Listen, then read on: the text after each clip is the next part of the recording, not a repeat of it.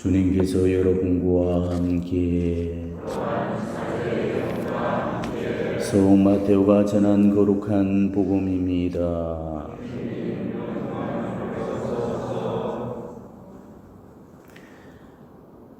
그때 예수님께서 제자들에게 말씀하셨다. 너의 이웃을 사랑해야 한다. 그리고 너의 원수는 미워해야 한다고 이루신 말씀을 너희는 들었다. 그러나 나는 너희에게 말한다. 너희는 원수를 사랑하여라. 그리고 너희를 박해하는 자들을 위하여 기도하여라. 그래야 너희가 하늘에 계신 너희 아버지의 자녀가 될 수 있다. 그분께서는 악인에게나 선인에게나 당신의 해가 떠오르게 하시고 의로운 이에게나 불의한 이에게나 비를 내려주신다. 사실 너희가 자기를 사랑하는 이들만 사랑한다면 무슨 상을 받겠느냐? 그것은 세리들도 하지 않느냐?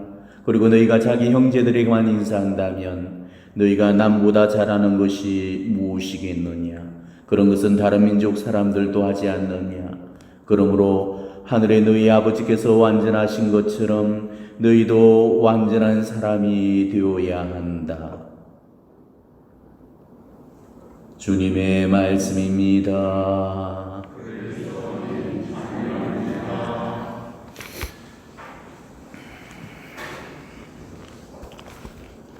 어제 복음에 이어서 오늘 복음도 계속 용서에 관한 그런 말씀을 들려주십니다.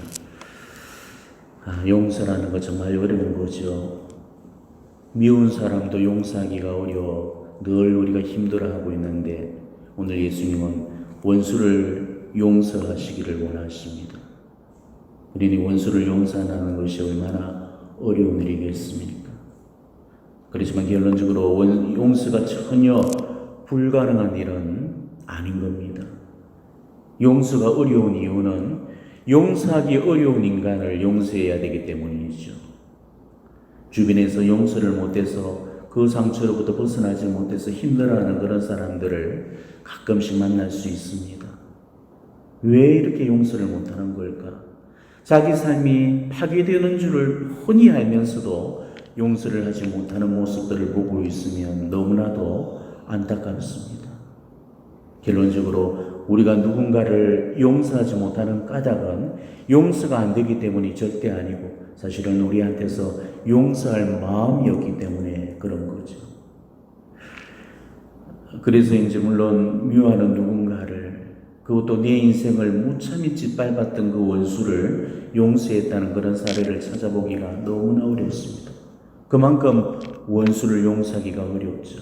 원수를 용서하는 일도 어려운 일인데 그런 원수를 사랑하기까지 하라는 오늘 이 예수님의 요구 말씀은 어쩌면 불가능에 가까울 그런 말씀일지도 모릅니다. 사시면서 그동안 악랄한 원수들을 만나서 인생이 파탄나본 그런 경험이 있는 분들도 있을 거고 아직 그다지 모진간한 데 걸려들어서 패간앙심 당해본 적이 없는 그런 분들도 계실 겁니다. 그렇지만 우리가 인생을 사는 동안에 적어도 한 번은 만나야 될 이 운명적인 만남이 원수 같은 인간과의 만남입니다. 때문에 오늘 이 복음은 누구한테나 다 해당되는 이야기가 될 수 있기 때문에 지금 나한테 그런 원수가 없다고 해서 나와는 무관한 그런 이야기라고 생각을 해서는 안 됩니다.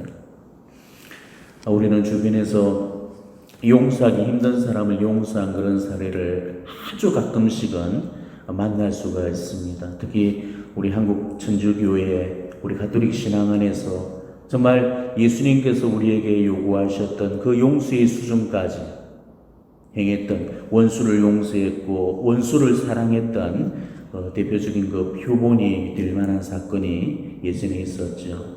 아마 지금 30년 가까이 되어가는 그런 사건일 겁니다. 여의도의 여의도 광장 질주 사건이라고 아마 그 당시에 아주 큰 그런 세신션을 일으켰던 그 사건이었죠. 삶을 비관했던 한 젊은이가 차를 타고 여의도 광장을 미친 듯이 달리던 통에 많은 사람들이 무작위로 차에 치여서 숨지거나 다쳤습니다. 결국은 그 청년은 구속이 되었고 법정에서 사형언도가 내려지게 됩니다. 사형 날짜를 기다리는 그 청년은 완전히 자포자기했고 절망과 포기 상태였죠. 많은 사람들을 죽인 데 대한 그런 죄책감이라고는 전혀 찾아볼 수가 없었습니다. 우리 세상에 대한 증오심으로 가득 차 있었죠. 그런데 그런 어느 날 교도소로 면회 신청이 들어왔습니다. 어떤 할머니 한 분이 그 젊은이를 찾아왔던 거죠. 곧이어 그 청년이 제수복을 입고 면회소로 나왔는데 아무리 봐도 그 할머니는 자기가 아는 그런 할머니가 아니었습니다. 그 청년이 할머니를 보더니 아주 퉁명스럽게 자기를 아냐고 이렇게 물었죠. 근데 바로 그 말을 듣는 순간에 할머니 눈에서 눈물이 뚝뚝 떨어지는 거였습니다. 알고 봤더니 바로 그 할머니는 그 청년 때문에 목숨을 잃어야 했던 한 소년의 할머니였습니다. 그 할머니는 손주와 단둘이 살고 있었습니다. 세상에 피부치라고는 손주 하나뿐이었는데 그렇게 애지중지 키워왔던 그 손주를 어이없이 잃어버렸던 겁니다. 손주를 잃어버린 그 할머니는 엄청난 충격을 받아야만 했죠. 하늘이 무너져 내리고 땅이 꺼지는 그런 절망의 시간이었습니다. 사는 게 망하고 죽고 싶은 그런 심정뿐이었죠. 그리고 그 청년의 무모한 짓거리에 치를 떨면서 분노를 했습니다. 그 놈만 없었다면 손주가 죽을 리도 없을 거라면서 그 청년을 원망하고 저주를 했습니다. 근데도 시간이 지나도 마음이 편치를 않는 거였습니다.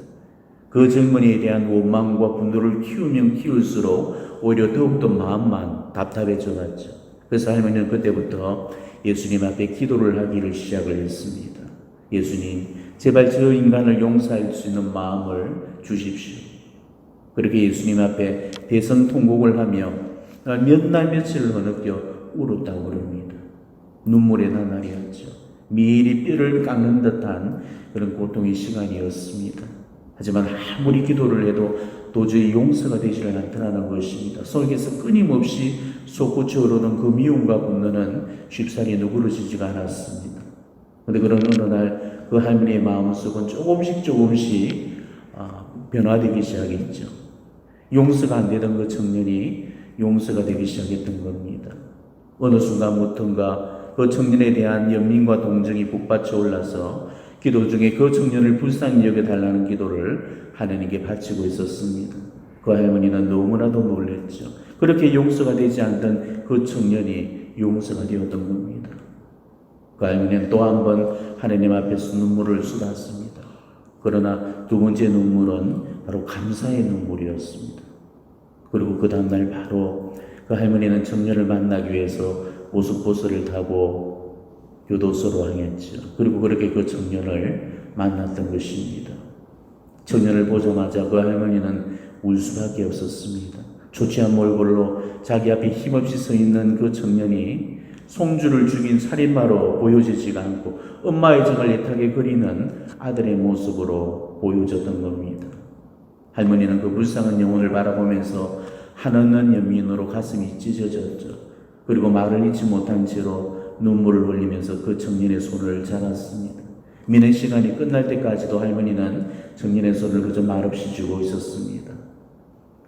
그리고 교도소를 나서면서 할머니는 그 청년에게 무언가를 손에 쥐어줬습니다. 그는 바로 모포와 옷가지 그리고 성경책이었습니다. 한겨울을 바로 바닥에 몸을 이을 청년을 생각하면서 모포와 옷가지를 사들고 온 거였습니다. 이미 그 할머니는 그 청년한테는 한 분의 어머니였죠. 할머니의 마음은 어느새 그 어머니의 모중으로 변해 있었던 겁니다. 그 젊은이는 바로 그 순간에 할머니 앞에 엉멍거리면서 울었다고 합니다. 그 비정하고 차가운 청년의 눈에서 속죄의 눈물이 쏟아져 내렸죠. 교도소 안은 울음바다가 되어버렸고 교도관들까지도 이 모습을 보고 눈물을 흘렸다고 합니다. 결국 할머니의 그 용서가 그 청년을 완전히 새 사람으로 변화시켜 놓았습니다.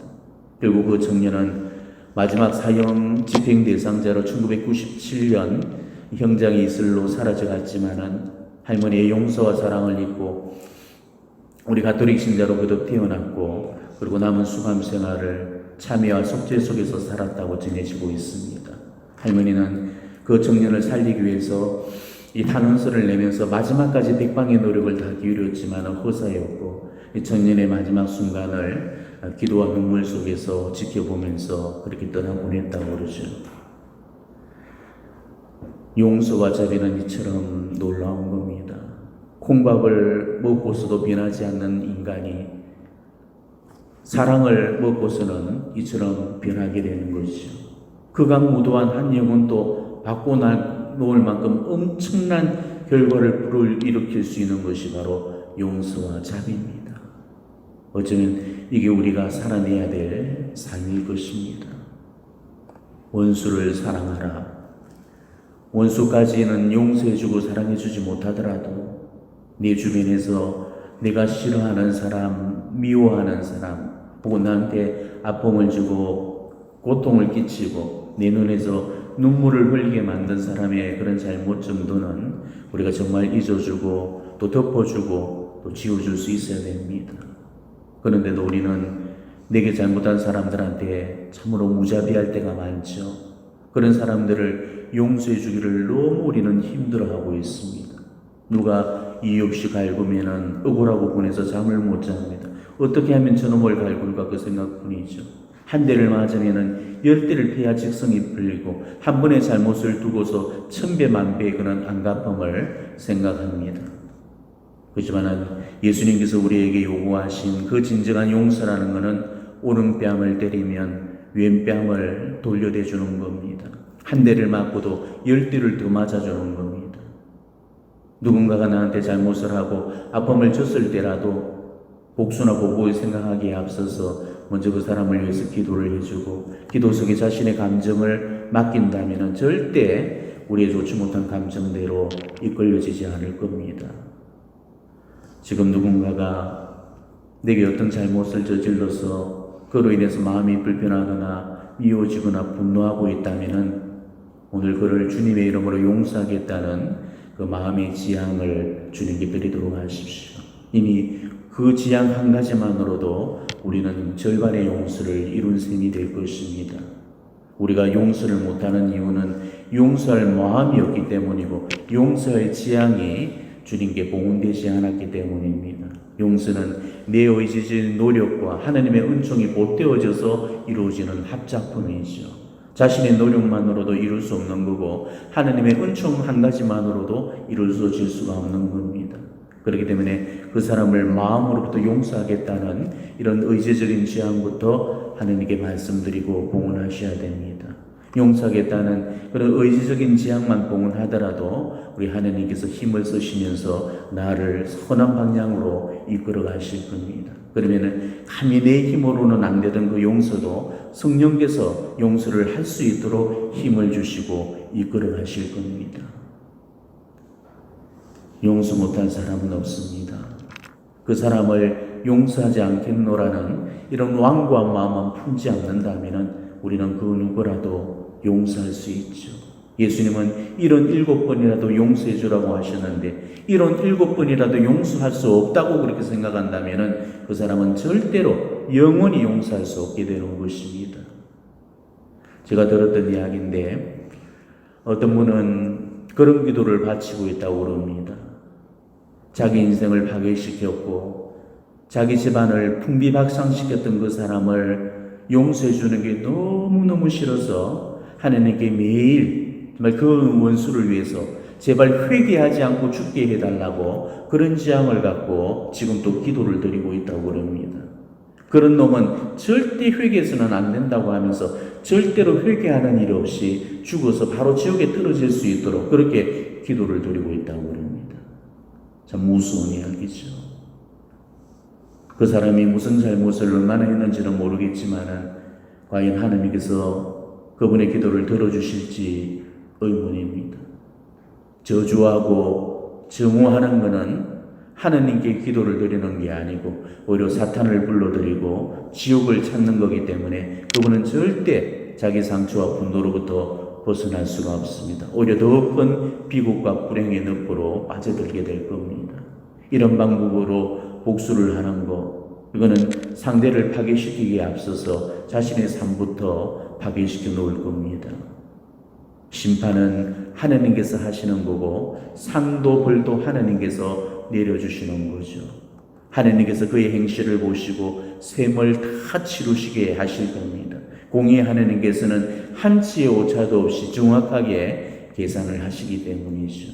그렇기 때문에 심판은 하나님께만 맡기고 우리는 그저 우리에게 맡겨진 의무만을 다해야 합니다. 주님께서는 우리에게 남을 용서하고 사랑할 의무만을 주셨지 누구도 미워하고 보복할 권리를 주지 않으셨습니다. 우리는 우리에게 맡겨진 그 사랑의 의무만 다하면 되는 것이죠. 우리가 누군가를 용서하지 못하는 데는 용서가 되지 않기 때문이 아니고 우리에게서 용서할 마음이 없었습니다. 우리는 남을 용서하지 않을 때 자주 이런 말을 쓰고는 하죠. 다른 사람들은 다 용서하지만 도저히 저 인간만큼은 용서할 수 없다. 내 눈에 흙이 들어가기 전에는 절대로 용서하지 않겠다. 그렇다면 정말 눈에 흙이 들어가면 그 사람 용서할 수 있겠습니까? 정말 그 사람 말고 다른 사람들 다 용서할 수 있겠습니까?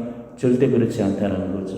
한 사람도 용서하지 못하는 사람이 모든 사람들을 어떻게 용서해 줄 수 있겠습니까? 두 눈을 멀쩡하게 뜨고도 용서를 못하는 사람이 두 눈을 뜨고 어떻게 용서를 해주겠습니까? 그러니까 그분은 용서할 마음이 없다는 거고 영원히 용서를 하지 않겠다는 뜻이죠.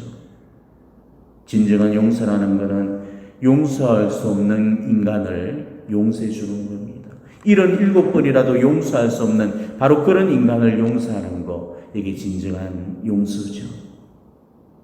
우리는 오늘 미워하는 사람, 아직도 용서해 주지 못하고 있는 그런 사람이 있다면 오늘 그를 예수님의 이름으로 용서해 주시기를 바랍니다. 특별히 오늘 이 미사는 바로 그 사람을 생각하면서 바쳐주시기 바랍니다. 그 영혼을 하나님께 봉헌하시고 정말 마음을 다해 축복을 담아서 기도해 주시기 바랍니다. 우리가 그렇게만 한다면 그 사람은 내 기도를 받고 변화될 거고 내 용서로 말미암아 회심하게 될 겁니다. 그리고 내 마음도 미움과 분노가 사라지고 기쁨과 평화가 깃들이게 될 것입니다. 아직도 미움 속에 있는 누군가가 있다면 침묵 중에 조용히 그분을 하나님께 봉헌해 주시고 오늘 조용히 미사 중에 용서의 시간을 가져보시기를 바랍니다. 아멘.